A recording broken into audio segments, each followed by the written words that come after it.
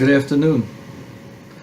I've done some research on Richard Gere. He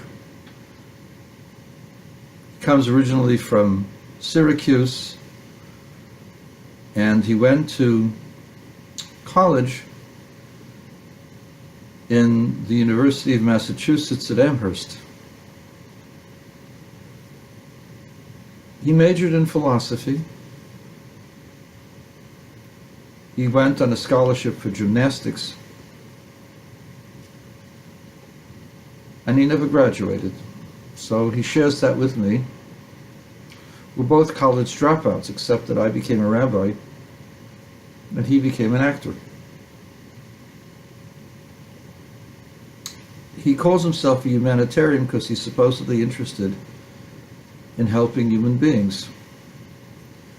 So what's wrong with the ideology of Richard Gere? What's wrong is the same thing that's wrong with liberalisms and liberalism's minds. People who have accepted the Kool-Aid of liberalism have developed a problem in their thinking.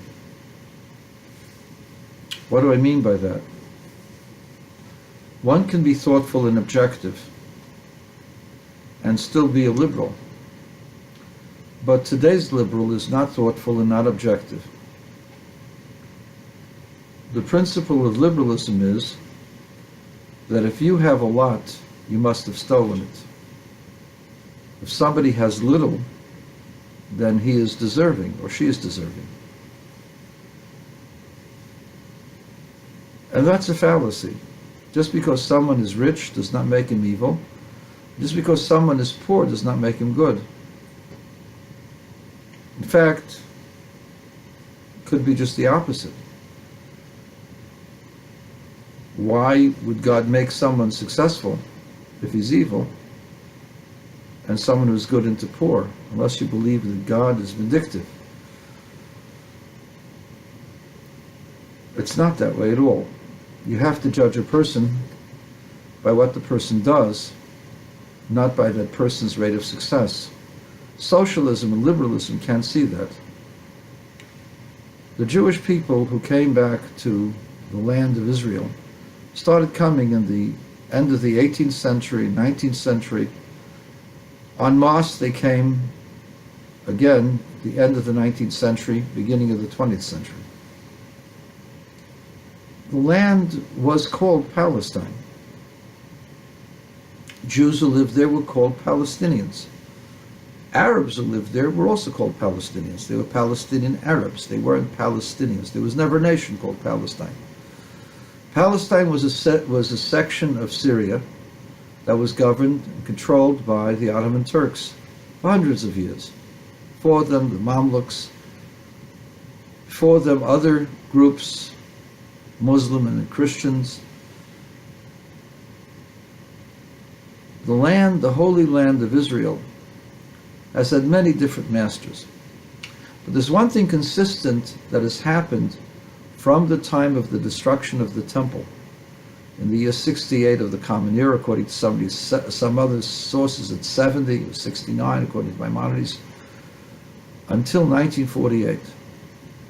For 1880 years, the land of Israel was basically a desolate place. Mark Twain came there and said he saw nothing. Other people came there, saw it was just barren. Place where goats would travel. A place that was not fit for human life for the most part.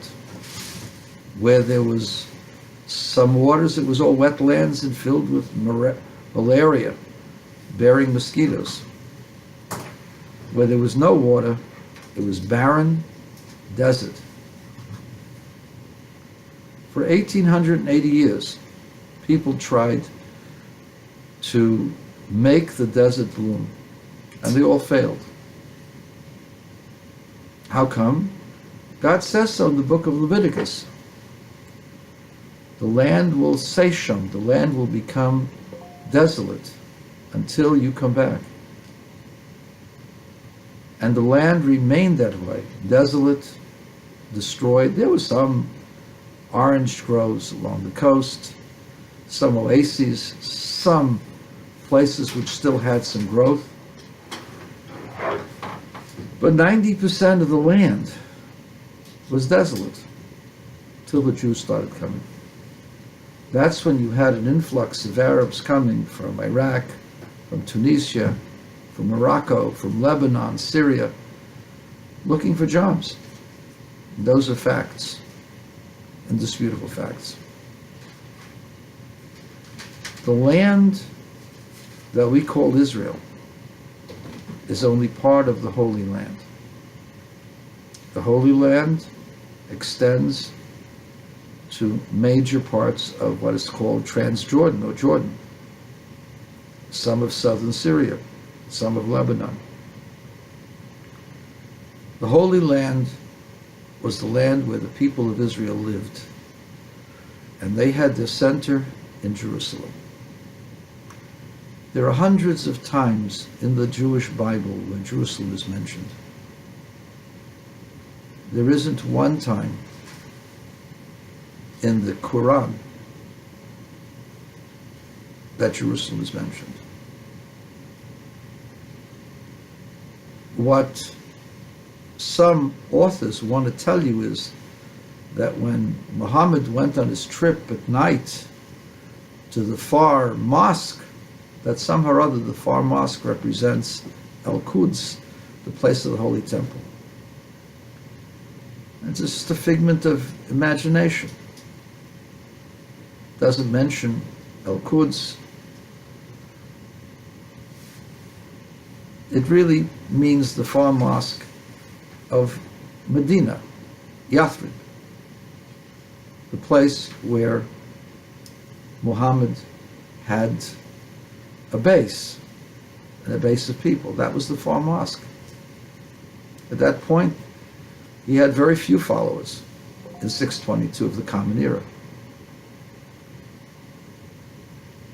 But the name Jerusalem, Yerushalayim, is not mentioned once. How could this be? Arab Jerusalem, when it's not even mentioned there in their holy book.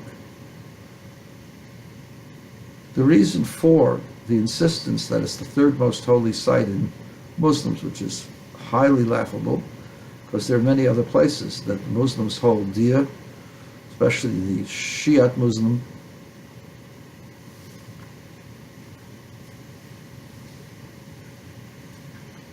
But I'm not going to argue Islam with them. I'm going to argue with Richard Gere.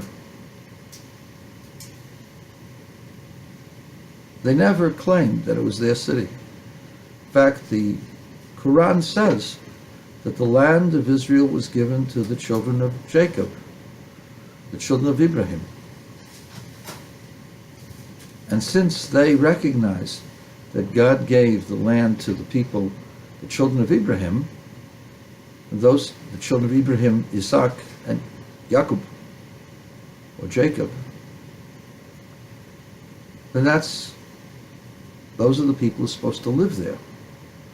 The fact that Arabs populate those areas, which were Jewish areas of Judea and Samaria, is a violation of the sacredness of that land. It's a violation even of the Quran, except that there's a principle of Islam that wherever Muslims captured, that has to remain Muslim. Muslims do not recognize, not only do they not recognize Jewish control of the West Bank, Mr. Gere, they deny that the Jews have any right to the other side, to what they controlled before 1967. They deny that Jews have any right to be in control of any land, and that's the reason why in the 40s and in the 30s and in the 20s and before, there were violent clashes, not clashes, pogroms, where Arab thugs would come and murder Jews. And you know what the Jews decided? Strange thing, Mr. Gere. We decided we weren't going to turn the other cheek. We were going to defend ourselves. And the reason why, in 1967, we got back Jerusalem. Jerusalem belonged to the Jews. Jerusalem was a Jewish town. East Jerusalem was a Jewish town. 65%, you can look this up, Martin Gilbert's Book of History has the actual figures. Muslims were less than 1/4 of the population of East Jerusalem. We're not talking West Jerusalem. We're talking East Jerusalem. And there were many Christians in so-called East Jerusalem, in the so-called Armenian quarter. The so-called Arab quarter was filled with Jews. The ones who renamed it the Arab quarter, it was renamed in 1936 after the violent pogroms that the Arabs did against the Jews, and the British Mandate governor decided that he was going to appease them. This was a time of appeasement. Remember, they appeased Hitler, so they appeased the violent Arabs by chasing the Jews out and renaming that quarter the Arab quarter. But it really wasn't an Arab quarter. That was where the Jews lived. You can still go there, Mr. Gere. You will see on the doorposts of those old buildings, 2/3 of the way up, on the right side, you'll see cement patches there. You know what those things are? That's where the mezuzahs were, Mr. Gere. The Jewish people came back to their land. So says the Holy Bible. And I'm surprised at you, Mr. Gere. Your parents come from the descendants of the Mayflower. To my knowledge, the people in the Mayflower believed in the Bible, the Jewish Bible. They also believed that the land belonged to the children of Israel, children of Jacob. That's the belief of your grandfathers and great-grandfathers. So what happens? What happens is you became a humanitarian. But you wouldn't become a religious humanitarian. You had to become a secular humanitarian or a liberal. And as people point out, liberalism is a form of mental disease. It's unfortunate. But you become infected with this mental disease. So you have compassion over those who would murder other people. I got news for you, Mr. Gere. Those people who you are championing would murder you because you're part of the filth of the Western world. You're part of what's wrong with this world. And therefore you are a kafir and you are supposed to be killed or accept Islam. Those are your choices. I don't believe you have to be killed. I believe that you have to change your ways. But you've learned to have compassion for those who are evil, for those who want to kill others. Just because they're poor does not make them any better. There are a lot of people who are there and would rather be in different circumstances. But the ones in charge, or many of those in charge, all they want to do is kill Jews. It's most unfortunate. Because if they truly wanted to have peace with the Jews, they could have it anytime they wanted. You see, it is forbidden, according to the Quran, Mr. Gere, to make a peace treaty with those who are not Muslims.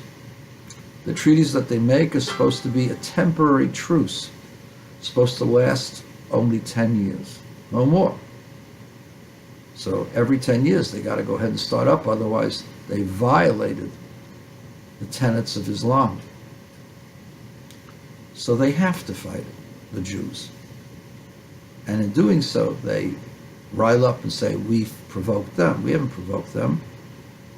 Look through the history, you'll see who started the fights.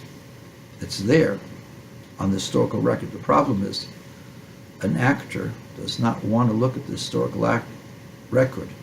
An actor doesn't want to look into the truth. An actor looks for that which is convenient. It's convenient to label those in those poor places.